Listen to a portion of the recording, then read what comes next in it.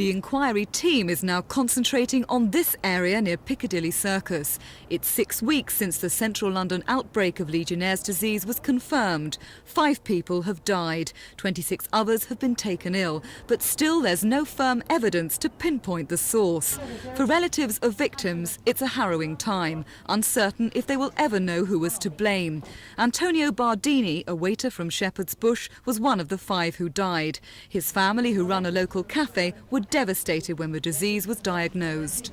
He was a very happy person, you know. He used to like coming out to festas.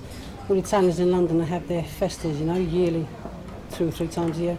He used to turn up there, used to dance, used to be a really happy fella.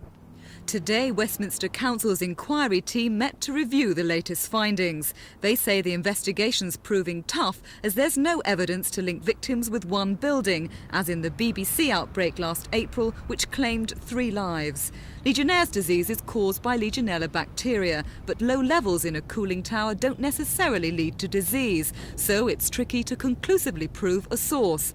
In this investigation, 62 cooling towers have been tested and more than 50 ruled out. Investigators won't name buildings either suspected or eliminated, but they insist they're not giving up. We also have the leading experts in the field involved in this investigation, so that if it is possible to identify our source, we will do it. One theory now is that 2 towers may have been responsible, but if this can't be proved, relatives of victims may be unable to sue for compensation. It's virtually impossible for them to bring an action. They must locate at least one defendant that they can prove fault against.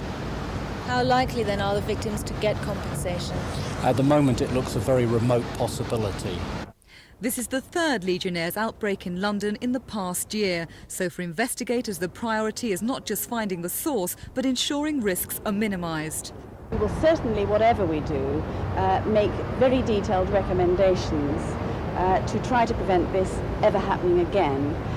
The tests are continuing, but some relatives fear they will never know the truth. This is Teresa Driscoll for Thames News.